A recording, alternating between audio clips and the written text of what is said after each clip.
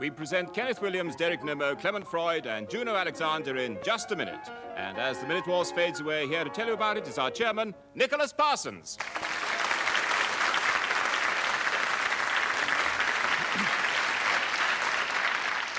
Thank you very much. Hello, and welcome once again to Just a Minute. And in this particular game, we welcome to represent the ladies Juno Alexander, and I hope she can speak out well against these three seasoned campaigners. The rules are the same. We'll try and keep them the same anyway. I'm going to ask each person to speak for just a minute, if they can, on some unlikely subject, without hesitation, without repetition, and without deviating from the subject anywhere at all. Clement Freud, will you begin this particular game? The subject is the function of a good waiter. Will you speak on that subject for 60 seconds, starting now? The function of a good waiter is pretty much like the function of any other good human being.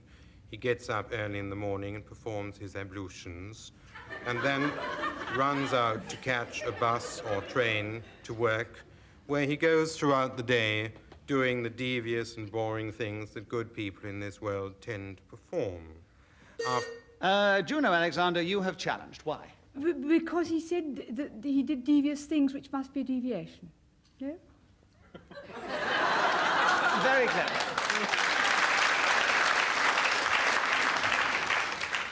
That's a very clever challenge, Juno. I think... I wish I was dead. He'll sulk all evening. No, he won't. No, I think that as he didn't actually deviate within the context of the game, I think the best thing to do is to award you a bonus point for a very clever challenge and leave the subject with Clement Freud, who has 40 seconds left, starting now. Derek Nimmo, you have challenged. Why? Hesitation. Hesitation, indeed. I was actually sulking as predicted by Derek Nimmo. But all that happens, Clement, is that you lose a point. And you don't lose a point, no. but Derek Nimmo gains a point. He gains the subject. There are 38 seconds left, Derek, on the functions of a good waiter, starting now. Well, the functions of a good waiter are particularly important if you're waiting at a bus stop, because you should stand absolutely still in line until the machine arrives. Not an eyebrow must be lifted, not a muscle twitched, not an eye or nose.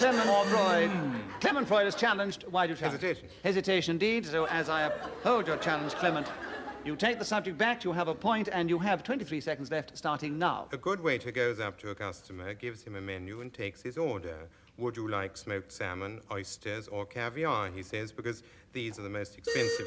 Derek Nimmo, you have challenged. Why? We're showing off, you see. I mean, who can afford oysters and caviar and smoked salmon?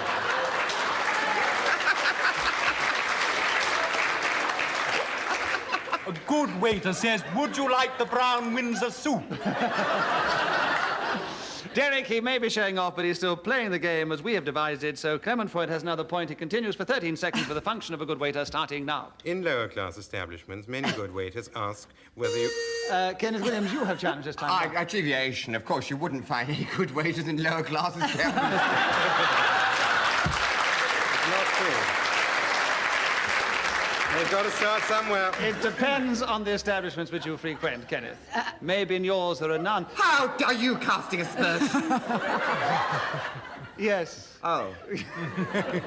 I think that's one of those difficult ones. It's a very clever challenge. So, Kenneth, I will award you a bonus point for a clever challenge. Thank you. I've leapt into the lead, haven't I, then? You've leapt up equal of everybody else. Yes. But Clement Freud... Thank you, my love.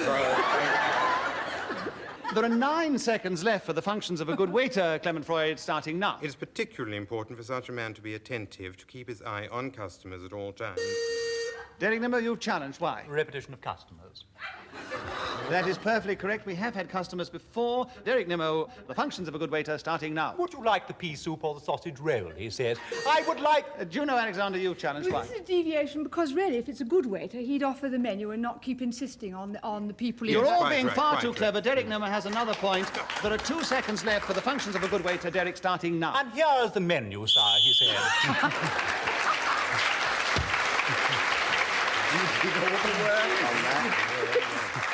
Well, if there's any waiters listening, I should assure them their functions have got us off a very good start on this particular round of Just a Minute. And at the end, Derek Nimmo is leading by 1 point, Clement Freud is second, and Juno and Kenneth are in third place. It's terribly exciting, isn't it? Good. Kenneth Williams, will you begin the second round? The bloom of youth. Kenneth, I'm sure you can speak eloquently on that subject, but 60 seconds will do, starting now. The bloom of youth was something which, when I knew it, I lacked the capacity to take advantage of.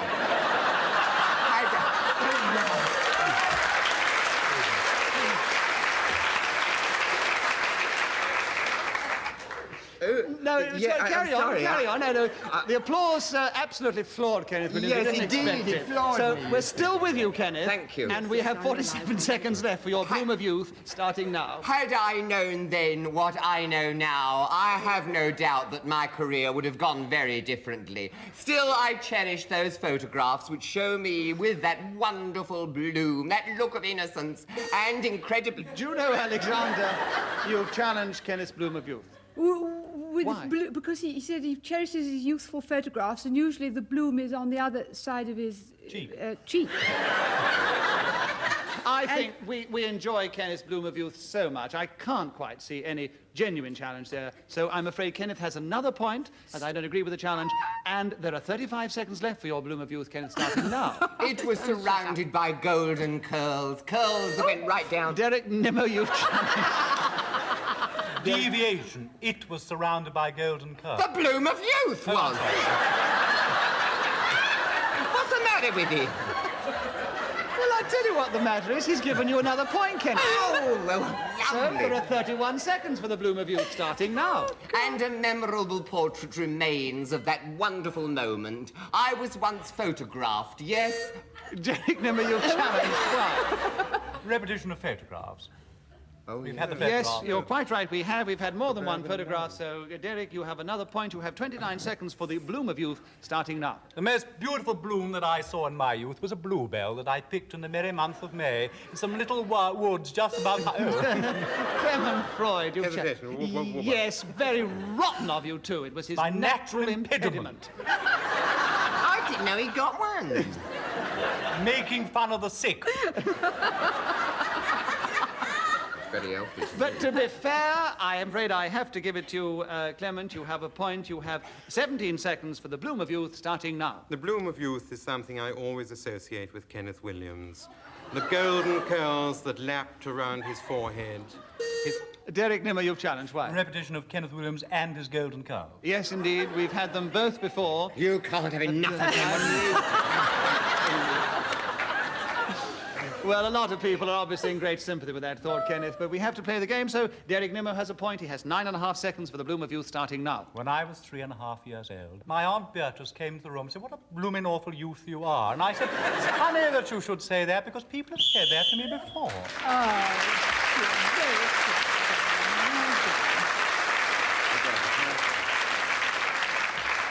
For those of you who may be new to the game, I don't think I've established that whoever is speaking when the whistle goes, which tells us that 60 seconds is up, gets another point. On this occasion, it was once more Derek Nimmo, who's now got a very definite lead over all three others. Juno Alexander, will you begin the next round? Indoor plants. Will you talk for 60 seconds on that subject, starting now? Indoor plants can be very vicious, cruel things, inclined to bite and strangle the hand that feeds them. Oh, they can come from that wasn't- Derek Nimmo, you've challenged. A groan. A groan. Well, I mean, hesitation. Hesitation. Derek, you have a point. There are 49 seconds left for the indoor plants, starting now. I once had 47 shillings and sixpence, and I went into my local florist and I bought an aspidistra all of my own. I took it home to my house, and every day I cleaned the leaves of this beautiful plant with olive oil, which I'm told made them very shiny, and sure enough it did. And you know, people used to come from far and wide to see this lovely thing that I had in my drawing room. I remember one day the vicar knocked at the door and said, "I've heard strange stories." Rotten. Clement Freud. Hesitation. Hesitation. You've got him on his stutter again. And Clement, you have another point. You have 24 seconds for indoor plants, starting now. My favorite indoor plant is a rhododendron, which is taken from a... Kenneth Williams, why do you challenge? Well, deviation, a rhododendron is not an indoor plant. You're quite right.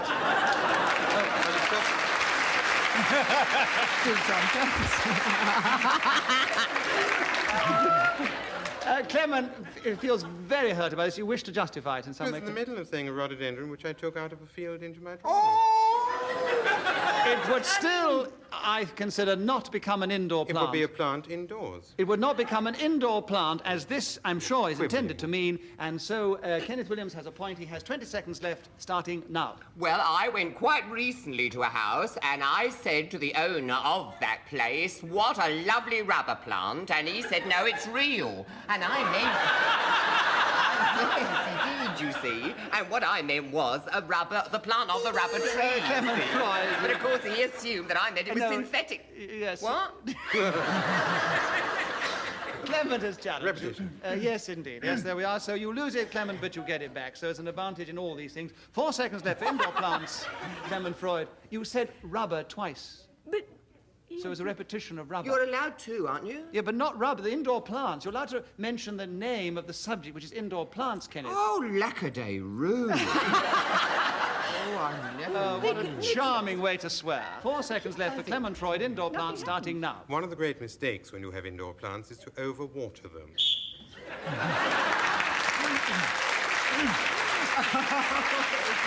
graceful. At the end of that round, Clement Freud has gone to second place behind Derek Nimmo.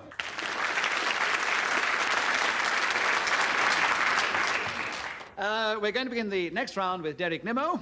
And the subject, Derek, for you is what the Romans do. Derek, will you try and tell us in 60 seconds just what they do, starting now? The principal thing the Romans seem to do is to arrest one. Especially if one is standing on the steps of St. Peter's dressed as a monk. I was there the other day, standing there quite happily. Juno Alexander, you challenge. Why? But the hesitation. His affliction was showing again. My affliction wasn't showing. There's nothing to do with it. No, I don't think it don't really was, Juno. No, it's a very good try. It was very nearly. It's difficult to judge sometimes. There are 47 seconds left for what the Romans do, Derek, starting now. And this very happy father came out to me and said, asked me if I'd have some photographs taken with his lovely teenage daughter, and I said I'd be very happy to. And so there I stood, having a few snaps taken, when a nun, I can only say it, shocked me, because apparently she saw on the top of my head that I had a plastic tonsure on. And she reported me to the Vatican police, who came along and led me away with lots of men with spears and things, and other fellows with helmets, to underneath the Curia, where I was in prison for a long time, where people interviewed me and cross-examined me and made me take off this horrible little wig thing, put it on the middle of the table, covered with hair clips. It was terribly embarrassing, but fortunately somebody came along, an Irish priest, and identified me. The other things the Romans do is they eat spaghetti. Clement Freud, why do you challenge? Why? Deviation, this is Vatican and not Rome. The Romans can include the people who work or live or otherwise in the Vatican, so I'm still with Derek Nimmo, who has another point, and there are 12 seconds left, starting now. They also have all sorts of lovely pastas like fettuccine al burro, which I particularly like. They also have ravioli, which is a sort of... Juno Alexander, why do you challenge? Why? Because he's deviating, because it's what they have and not what they do. Exactly, Juno. Very good point. Very good, very good.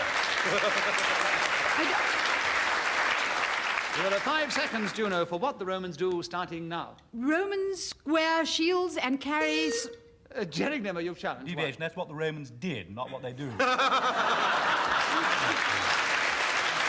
do in films, they do in films.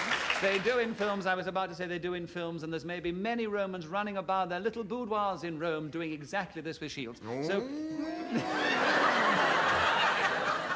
As I think it was a very clever challenge, Eric, I give you a bonus point, but the subject's still with Juno, and there are 2 seconds for what the Romans do, Juno, starting now. They also bathe in Derek, the Tiber and... Clement Freud has challenged you, Juno. Oh. Why? There seemed a very long delay. No, but there was not. Juno has another point. Thinking about it, And there's perhaps. 1.5 seconds for what the Romans do, Juno, See, there starting was, there now. was, there was, there was. They eat in restaurants and go to... Oh, she won it. Oh, I asked myself, is it worth it?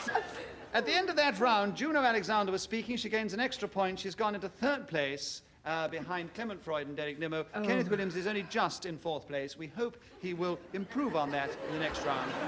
But it's actually Clement Freud to begin the next round. A lovely subject for anybody to talk on, elephants. Clement, will you talk to us for 60 seconds on that subject, starting now? Most of the elephants that I've known come from Lowestoft, where they spend the winter on the beach and the summer in the circus. Many of them appear in a revue at the Sparrow's Nest, which is a very small stage door, so the elephants have to be disentangled and then reassembled on the stage every afternoon and evening because the shows are twice nightly. There is a circus in Yarmouth, which is some 12 miles up the road, where these animals are... Derek, no, your challenge. Why? Hesitation. Hesitation, Derek, you have another point. So we'll press on as quick as we can. 31 seconds, Derek, for elephants, starting now. But of course, the main thing is they never forget, you know. That's one of the things one always has to remember when one converses with them, do you see? Because I remember going to London Zoo, I think it was 3.5 weeks ago, and I went up to the cage and I gave this thing a bun, and I heard it whisper. Kenneth Williams, your challenge. Why? Deviation. The elephants aren't in cages at the London Zoo.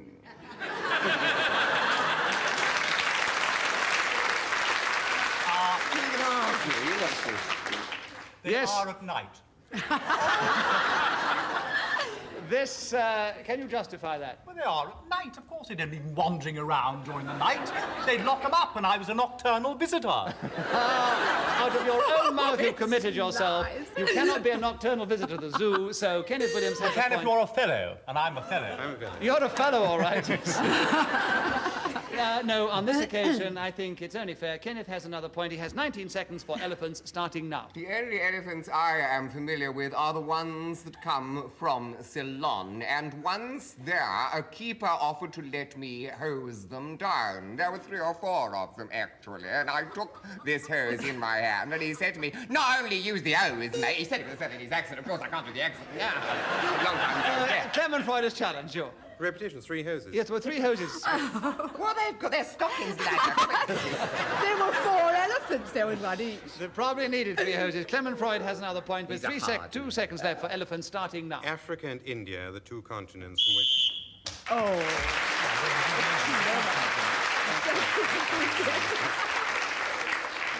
Kenneth Williams and Juno Alexander are equal in 3rd place behind Clement Freud and Derek Nimmo. And Kenneth, it is your turn to begin the next round. Oh. A subject which you have dispensed many, many times. But will you now speak about it? Happiness. Happiness. Will you talk? The audience have gone so quiet. They've all... 60 seconds on happiness, Kenneth, starting now. Happiness is, of course, a retrospective emotion. It is something which, if you are ever conscious... Oh, dear. You shouldn't have stopped, Kenneth. Derek Nimmo, you've challenged. Hesitation. Hesitation. Yes, Derek, you have another point, and you have 53 seconds for happiness, starting now. Happiness is really one of the most lovely emotions that one can possibly tumble upon. I remember going on the Great Wheel at Yarmouth one year, and I was head on a light... Well, I'm sure that if you went on the Great Wheel at Yarmouth, you'd feel exactly like that. But Clement Freud challenged you, and we all know why. And so, Clement, you have a point. There are 43 seconds for happiness, starting now. happiness is something of which I contain a great deal, but because... Derek Nimmo, you've challenged. Why? Deviation, he doesn't. He's very gloomy, he's very dreary, and thoroughly miserable all the time. Total deviation. Well, unfortunately, we don't know Clement Freud all that well. He might manage to give a... And let no... Well, all right, this is one of those wonderful occasions when I put it to our lovely audience here. Let you They be the don't judge. know me. That the audience where they know They're you're not. lucky. You can judge about this happiness in relation to Clement Freud. Laugh. Look, he's laughing. I've never seen him laughing. Listeners, Clement Freud is endeavouring to smile at the audience, but he's almost cracking his beard in half. And I'm going to ask you to judge. Do you uphold Derek Nimmo's challenge? Do you agree with him? In which case, will you cheer? If you disagree with his challenge, will you please boo? And will you all do it together now? Boo! I think the cheers have it. I think there are more people who don't think you dispense happiness, Clement. Isn't that amazing? Oh, I didn't think so. Absolutely amazing. So, according to our audience, Derek Nimmo has a point. He has 34 seconds left for happiness, starting now. Well, you see, I am totally happy, unlike that fellow Freud. He's a very dreary, miserable fellow. And I tell you what I put it down to. Juno Alexander, you've challenged. Well, Why? he's deviating because he's talking about the lovely Freud and not about happiness. The only fair thing to do, I think, is to give you a point. Oh. And leave the subject with Derek Nimmo. Happiness, Derek Nimmo.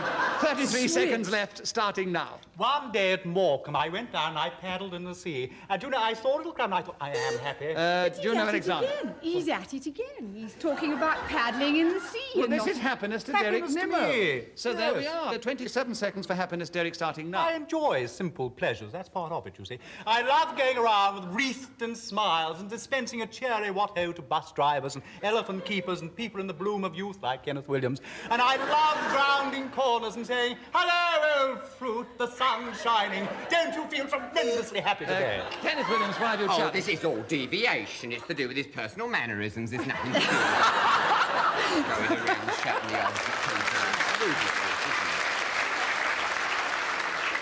I think this is an impossible subject. You could well say that Clement Freud gives tremendous happiness to people. You could say that Derek Nimmo's gestures, or whatever you call them, also give tremendous happiness. So, all right, I will give you a point, and we're still with Derek Nimmo. Happiness, 11 seconds, starting now. And sometime I go to a local dance hall and I say to a lady, would you mind giving me the pleasure, the great happiness of having a little tiny dance with me? She said, of course I would, I'd love to. And so we go into the middle of the floor and we go 1, 2, 3, and I won't say it again because that'll be repetition. Well done.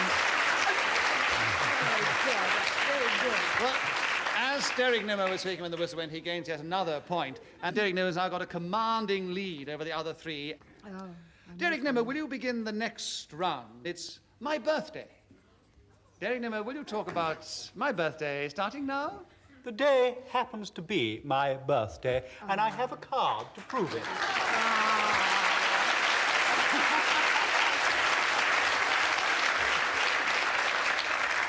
So I would like to sing, if I may, Happy Birthday to me. And I can't go on anymore because it would be repetition, unfortunately. But it does give me tremendous pleasure when I wake up on my morn. I've gone wrong.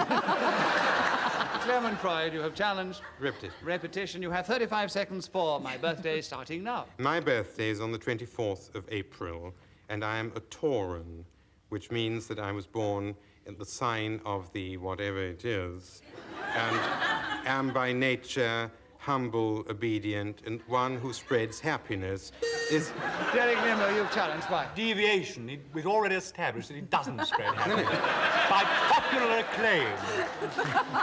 Oh, what but do we do? according to the sign of the zodiac. Derek Nimmo, all right, I'll put it to the audience because he does, but some people think he does. Do you think Derek Nimmo's challenge is justified? If you do, will you please cheer? If you don't approve, will you please boo? And will you all do it together now? The boos have it. They're on your side this time, Clement Freud. Some definitely think that you do. Always be nice to people when it's their birthday. They shouldn't boo. Well, Clement Freud, we're back with you. Another point to you. My birthday, 19 seconds left, starting now. On my birthday, I get up and have my favorite cereal with brown sugar and single cream, which I don't have on other days of the week. And I'm then allowed to choose... Derek Nimmo, you challenge. Why? Well, deviation should be on other days of the year, you see. A birthday only happens once a year, not other days of the week.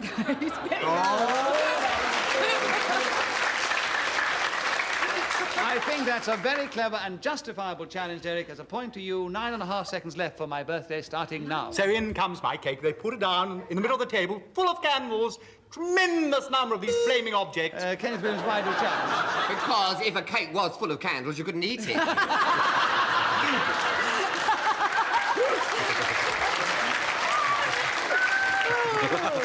mouthful of tallow. Yes, there we are. So Derek Nimmo's tallow birthday cake gains Kenneth Williams a point, and he has 4 seconds left for my birthday, starting now. I sent a telegram to my parents saying, congratulations on having me. You did a very admirable and wonderful thing.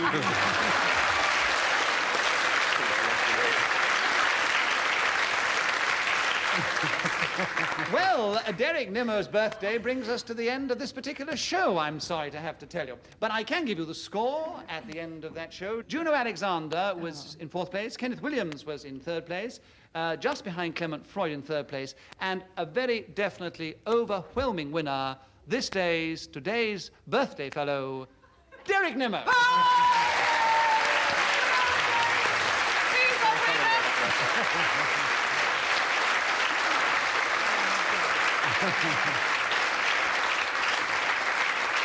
So it is a A happy birthday to the happy victor of this particular game. We do hope that you've enjoyed it, and from all of us here, goodbye.